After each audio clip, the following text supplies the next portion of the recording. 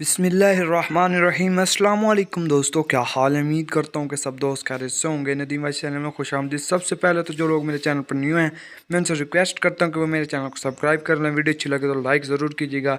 एक रात सुल्तान नूरदीन जंगी रहमतुल्लाह अलैह इशा की नमाज़ पढ़कर सोए कि अचानक उठ बैठे और नम आँखों से फरमाया, मेरे होते हुए मेरे आका दो आलम सल्लल्लाहु अलैहि वसल्लम को कौन सता रहा है।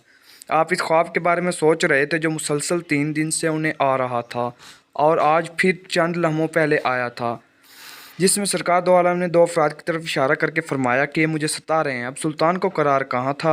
इन्होंने चंद साथी और सिपाही लेकर दमिश्क से मदीना जाने का इरादा फरमाया। इस वक्त दमिश्क से मदीना का रास्ता 20-25 दिन का था, मगर आपने बग़ैर आराम किए रास्ता 14 दिन में तय किया। मदीना पहुंचकर आपने मदीना आने और जाने के तमाम रास्ते बंद करवाए और ख़ास अवाम को अपने साथ खाने पर बुलाया। अब लोग आ रहे थे और जा रहे थे, आप हर चेहरे को देखते मगर आपको वो चेहरे नज़र ना आए। अब सुल्तान को फ़िक्र लाक हुई यार, आपने मदीने के हाकिम से फरमाया कि कोई ऐसा है जो इस दावत में शरीक नहीं हो।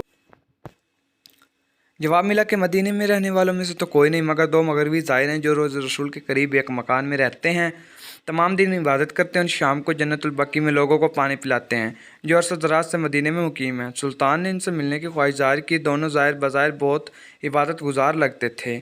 उनके घर में था ही क्या, एक चटाई और दो चार ज़रूरत की अशिया कि यकदम सुल्तान को चटाई के नीचे का फ़र्श लरज़ता महसूस हुआ। आपने चटाई उठा के देखा तो वहाँ एक सुरंग थी। आपने अपने सिपाही को सुरंग में उतरने का हुक्म दिया। वो सुरंग में दाखिल हुए और वापस आकर बताया कि सुरंग नबी पाक सल्लल्लाहु अलैहि वसल्लम की कब्र मुबारक की तरफ जाती है। ये सुनकर सुल्तान के चेहरे पर गैज़ और गज़ब की कैफियत तारी हो गई। आपने दोनों ज़ाहिरीन से पूछा कि सच बताओ तुम कौन हो। हैल हवत के बाद इन्होंने बताया कि वो यहूदी हैं और अपने कौम की तरफ से तुम्हारे पैगम्बर के जिस्म अक़दास को चोरी करने पर मामूर किए गए हैं। सुल्तान ये सुनकर रोने लगे। इसी वक्त इन दोनों की गर्दनें उड़ा दी गई। सुल्तान रोते जाते और फरमाते जाते कि मेरा नसीब के पूरी दुनिया में इस खिदमत के लिए इस ग़ुलाम को चुना गया। इस नापाक साजिश के बाद ज़रूरी था कि ऐसी तमाम साजिशों का हमेशा के लिए ख़ात्मा किया जाए। सुल्तान ने मामार बुलाए और कब्र अक़दास के चारों तरफ खंदक खोदने का हुक्म दिया, यहाँ तक कि पानी निकल आए। सुल्तान के हुक्म से इस खंदक में पिघला हुआ शीशा भर दिया गया।